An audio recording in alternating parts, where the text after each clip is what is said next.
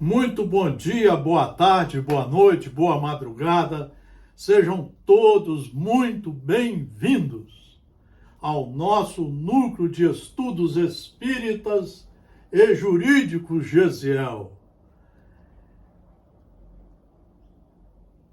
O Espiritismo nasceu com as 5 obras básicas editadas por Allan Kardec para explicar como funcionam as leis e nós aprendermos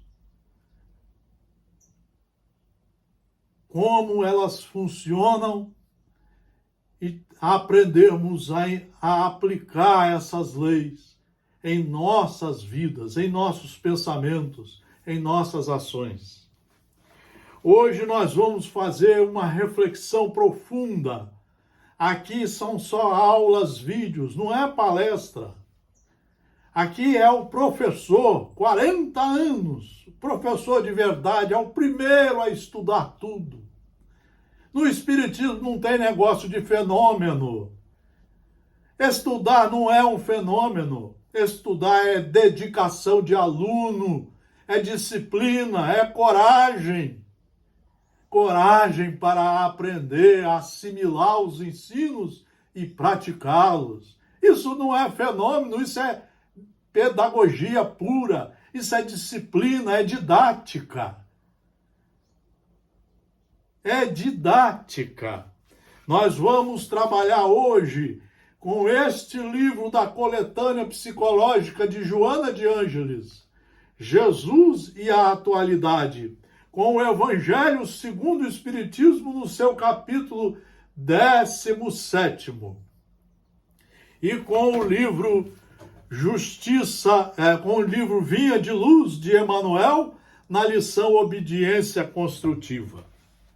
Só para nós pensarmos e refletirmos, porque cada um de nós tem um tempo aqui nessa escola. Reencarnamos como alunos reprovados, a maioria de nós. Uns com comissões especiais e nós outros com missões pedagógicas de alunos reprovados, estudar de novo, compreender a matéria, entender, assimilar e praticar, nos retificando nossos erros, ressarcindo os danos e aprendendo a seguir com segurança jurídica divina os degraus da perfeição. Jesus e Dever, de Joana de Ângeles. Por certo, de maneira inconsciente, incontáveis indivíduos se creem merecedores de tudo. Supõe que até o sol brilha porque eles existem, a fim de facultar-lhes claridade, calor e vida. Ilusão pura, né? Fecham-se nos valores que se atribui possuir e, quando defrontam a realidade, amarguram-se ou rebelam-se, partindo para a agressividade e a depressão. Não assumem responsabilidades, nem cumprem com os deveres que lhes cabem. Às vezes comprometem-se para logo abandonarem a empresa, acusando os outros, sentindo-se injustiçados. São exigentes com a conduta alheia e benevolentes com os próprios erros. Sempre extremunhados, tornam-se pesado o fardo da economia social, criando situações desagradáveis. Esse é o retrato da sociedade que não estuda, da sociedade materialista, do consumismo, do álcool, das drogas, das bebidas, do orgulho, da vaidade, dos ciúmes, da violência e da intolerância. É o que nós estamos vendo na sociedade, na política, nas famílias, no convívio com os seres humanos, como eles estão intolerantes. Tem gente fazendo campanha para andarmos armados. quando deveríamos andar é com o evangelho nas mãos e no coração e nas atitudes. Esquecem de que a vida é um desafio à coragem, ao valor moral e que todos temos deveres impostergáveis para com ela, com a vida, para com nós mesmos e para com os nossos irmãos terrestres. Deus nos criou para vivermos em sociedade. Daí a família ser a célula máter da sociedade, onde devemos aprender a cultivar o respeito, a educação, a tolerância, a paciência, para aprendermos a respeitar o próximo.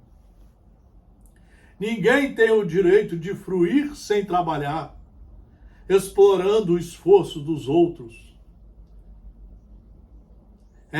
Em inovidável parábola, Jesus delineou o comportamento do homem que se esforça e merece respeito, demonstrando-lhe a fragilidade e ao mesmo tempo o desejo de renovação. Mateus recorda que havia um homem que tinha 2 filhos. Falou ao primeiro: "Filho, vai hoje trabalhar na vinha?" Ao que ele respondeu: sim, senhor. Porém, refletindo mais tarde, resolveu não ir, escondido do pai. Descumpriu o que falou. Ao segundo filho fez a mesma proposta e ele disse: "Não quero, pai." Todavia, arrependido, esse segundo filho foi. Qual dos 2 atendeu à vontade do pai? Perguntara o mestre aos amigos que lhe ouviam. E os interrogaram, e os interrogantes responderam a Jesus: "O segundo." Defrontamos nossa experiência, a ação e a promessa, o fato e a intenção. A ação, diz Joana de Ângeles, deve predominar porque é resultante do dever. Para ela não se tornam necessárias palavras melífluas ou confortadoras, mas sim a decisão para realizá-la corretamente. Jesus sempre propõe o dever, a ação, bem entender, a fim de melhorar, a fim de melhor atuar. Ele não induz ninguém à alienação da realidade objetiva do mundo. Ele estabelece uma escala de valores que devem ser respeitados, merecendo primazia os mais relevantes, que se tornam a pauta de conquistas do homem de bem, que cumpre com seu dever. Diante dele, estagnação é morte, e esta é crime cometido contra o reino de Deus, que está dentro do próprio homem, necessitando ser conquistado. Todas as parábolas que ele nos ofereceu estão plenas de ação, sem impositivos externos, antes como resultado de espontânea lucidez da consciência desperta. Por isso, aquele filho que disse que a princípio não ia, mas foi, cumpriu sua tarefa com dignidade, com respeito ao pai, com respeito ao trabalho, ele cumpriu a tarefa. Ele pensou mais, ele raciocinou. Nunca prometas realizar o que não pretendes fazer, como o primeiro fez, de forma errada. Jamais permaneças inoperante em um lugar já conquistado. Identifica as possibilidades aí vigentes e segue adiante. O dever que te impõe renúncia e sacrifício também te alça a harmonia, libertando-se dos conflitos e das dúvidas. Não cesse de crescer interiormente. A insatisfação com o que já lograste sem rebeldia será a tua motivação para conquistas mais expressivas. És um servidor do mundo. É isso que a Joana de Ângeles está mostrando para nós, o que Jesus mostrou para nós. Vejam o que diz o Evangelho segundo o Espiritismo. Essa reflexão aqui que nós estamos fazendo é para nós entendermos o dever de cada um de nós diante de nosso Pai, de nosso Criador. Para sabermos nos comportar na família, na política, na religião. Parar de fazer palestras com temas só para dizer que sabe. Não existe nada disso. Existe o estudo, e o estudo não é fenômeno espírita. Estudar é trazer para dentro os conhecimentos da verdade. E esses conhecimentos fazer com que você se renove no caminho do bem, sabendo perdoar, sabendo se reconciliar com seus inimigos, sabendo ressarcir os danos e sabendo endireitar-se diante dos ditames das leis divinas e das leis do Estado democrático de direito que estejam em vigor. Olha o que diz o Evangelho segundo o Espiritismo. Só estudando esse Evangelho e sabendo os seus 3.000 itens na ponta da língua, é que nós saberemos o que é o amor, a caridade, a ternura, a afeição, o respeito ao próximo. É que estaremos nos educando para nos tornarmos bem-aventurados em qualquer planeta que Deus nos oferecer moradia. O dever, vejam o que diz o espírito Lázaro em Paris, 1863. O dever é a obrigação moral, ou seja, conhecer as leis, trazê-las para o seu entendimento, a sua inteligência, que vai fazer desenvolver o seu discernimento e o seu livre-arbítrio e principalmente a responsabilidade da prática dos atos corretos. O dever é a obrigação moral diante de si mesmo primeiro e dos outros em seguida. O dever é a lei da vida. Olha o que diz o Evangelho segundo o Espiritismo. O dever é a lei da vida. Ele se encontra nos mais ínfimos detalhes, assim como nos atos elevados. Não quero falar aqui senão do dever moral, e não daqueles que as profissões impõem. Na ordem dos sentimentos, o dever é muito difícil de ser cumprido. É muito difícil de ser cumprido, porque se acha em antagonismo com as seduções dos interesses e do coração. Hoje você estudar o Evangelho, você diz que não tem tempo. Nós dizemos que não tem tempo. E o pior, abraçamos as coisas do mundo material.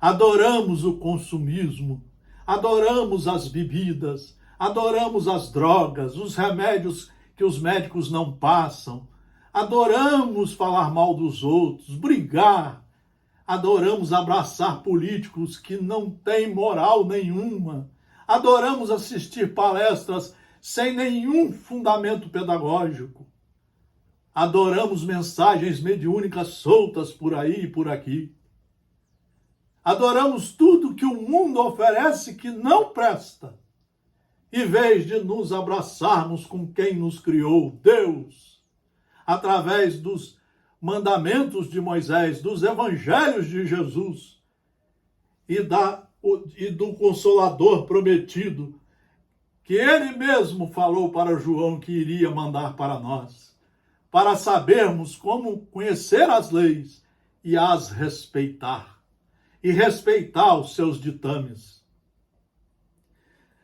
Na ordem dos sentimentos, o dever é muito difícil de ser cumprido, porque se acha em antagonismo com as seduções dos interesses e do coração. Suas vitórias não têm testemunhos e suas derrotas não têm repressão. O dever íntimo do homem está entregue ao seu livre-arbítrio. O aguilhão da consciência, esse guardião da probidade, da honestidade, da ética interior, o adverte e o sustenta, mas permanece frequentemente impotente diante dos sofismas das paixões. A paixão pela religião, em vez de estudar a religião como um conjunto de ensinamentos. Não é fenômeno? É um conjunto de ensinos para você aprender e se tornar um cristão de verdade.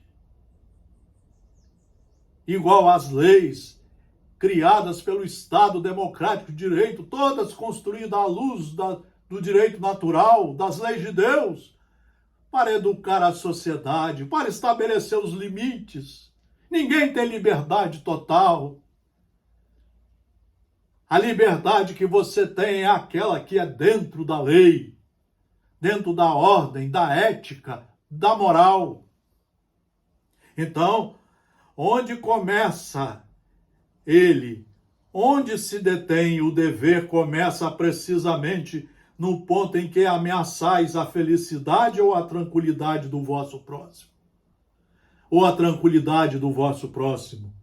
Termina no limite que não gostaríeis de ver ultrapassado em relação a vós mesmos.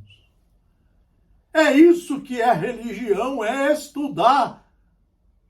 Não existe fenômeno espírita, existe o estudo espírita, para que nós saibamos interpretar, saibamos conhecer as leis e praticá-las de acordo com seus ensinos. Agora nós vamos refletir com Emmanuel. Obediência construtiva. Refletir com Emmanuel. Obediência construtiva. Do livro Vinha de Luz.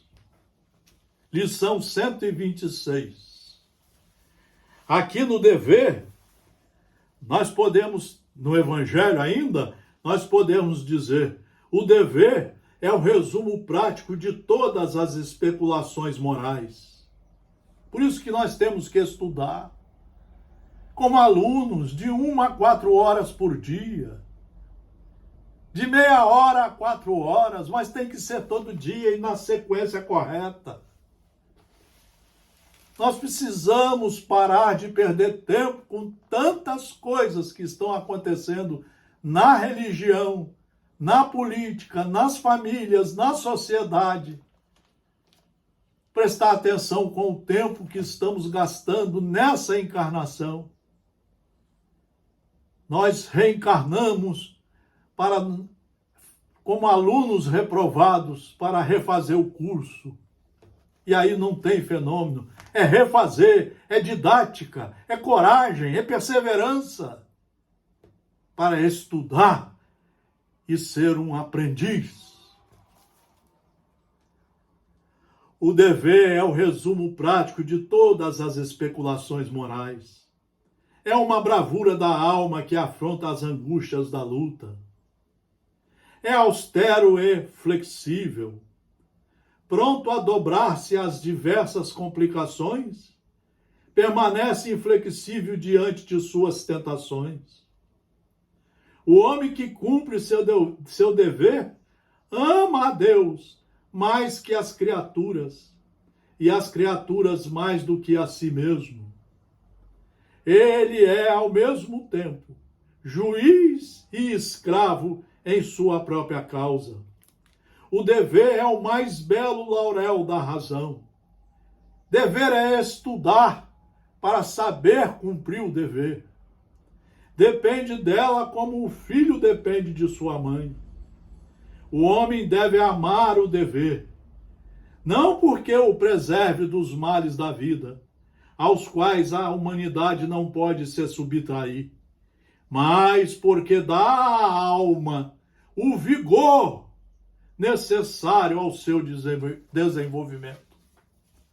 O estudo nos dá o vigor, o estudo bem estudado, nos dá o vigor para aprendermos a ser um verdadeiro cristão, um filho de Deus, cumpridor dos deveres, aquele que se endireita de acordo com as leis de seu Pai, o Criador, para poder subir os degraus da perfeição com dignidade, com respeito, como um novo aluno cumpridor de seus deveres.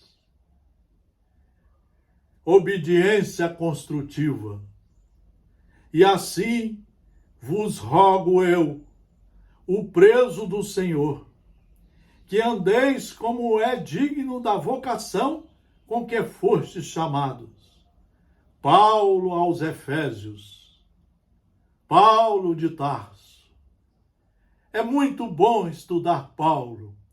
Ele era Saulo até o momento que caiu do cavalo na estrada de Damasco.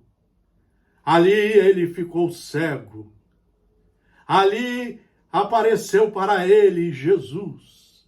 E ele já se torna um estudante naquele momento. Ele começa a se tornar o Paulo. Quem é o Senhor? Eu sou Jesus, a quem tanto persegues. E aí ele diz e pergunta: que queres que eu faça? Ele foi para Damasco, recebeu os alfarrábios de Jesus e passou mais de 15 anos estudando para empreender a sua reforma, para se tornar um verdadeiro cristão. É aí que nós vamos ver as cartas do convertido de Damasco, as cartas do verdadeiro evangelho. Na leitura do evangelho, é necessário fixar o pensamento nas lições divinas. Tem que estudar, não existe fenômeno, tem que estudar. Na leitura do evangelho é necessário fixar o pensamento nas lições divinas, para que lhes sorvamos o conteúdo da sabedoria. Senhoras e senhores, meus caros irmãos e irmãs, jovens, existe frase mais firme do que essa? Só o estudo, o conhecimento nos torna, se soubermos sorver, buscar, trazer para dentro de nós o conhecimento verdadeiro, é que nos torna verdadeiros trabalhadores do cristianismo. Isso não é fenômeno, isso é tarefa, é trabalho. No versículo sob nossa atenção, reparamos em Paulo de Tarso o exemplo da suprema humildade perante os desígnios da providência. Escrevendo aos Efésios, declara-se o apóstolo prisioneiro do Senhor. Paulo usou um termo pedagógico para chamar a atenção dos seus irmãos. Prisioneiro do Senhor, quer dizer, prisioneiro, aluno dos seus estudos, dos seus ensinos, aprendiz responsável. Aquele homem sábio e vigoroso que se rendera a Jesus incondicionalmente. As portas de Damasco revela à comunidade cristã a sublime qualidade de sua fé. Essa lição é para nos chamar a atenção para sermos iguais a ele, começarmos, mesmo que dure 1000 anos. Não se afirma detento dos romanos, nem comenta a situação que resulta da intriga judaica. Não nomeia os algozes, nem se refere às sentinelas que o acompanham de perto. Não examina serviços prestados, não relaciona lamentações, não compreendendo que permanece a serviço, compreendendo que permanece a serviço do Cristo e cônscio dos deveres sagrados que lhe competem, dá-se por prisioneiro da ordem celestial e continua tranquilamente a própria missão. É isso que está faltando nas religiões, parar com essas palestras e estudar os livros seguros, fazer uma roda de debates, para que todos deem as suas opiniões e no final saibamos fechar com lições de livros seguros.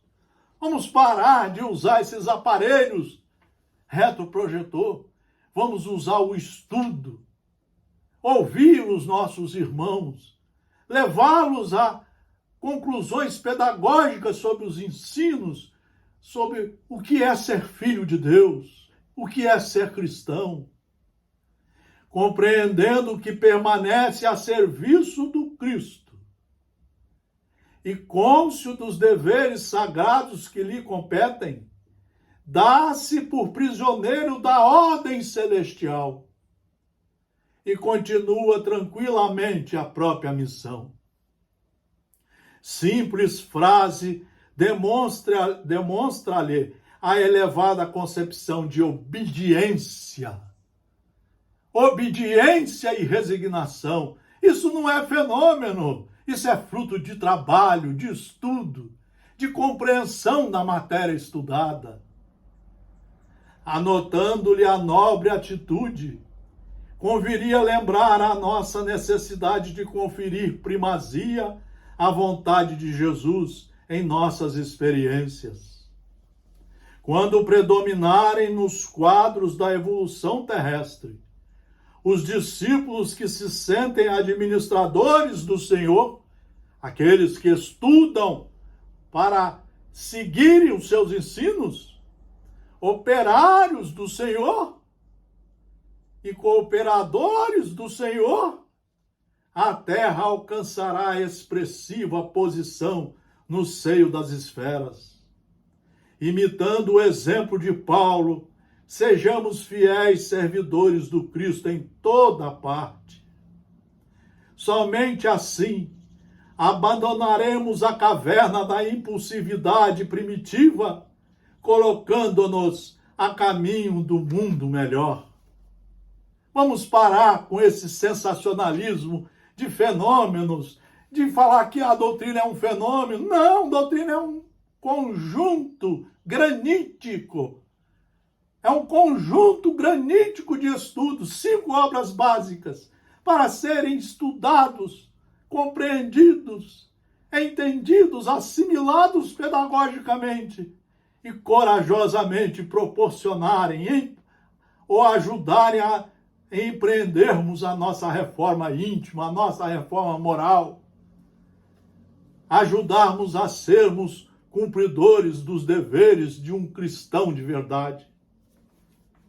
Era isso que nós queríamos fazer as reflexões com os meus amigos, nossos ouvintes do nosso núcleo de estudos espíritas e jurídicos, Gesiel. Pensemos nisso e passemos a atitude de estudar, de fazer o curso. Está aqui, ó. Fazer o curso para sermos cristãos de verdade. Um grande abraço, muito obrigado pela atenção. Tudo de bom para todos os senhores e as senhoras.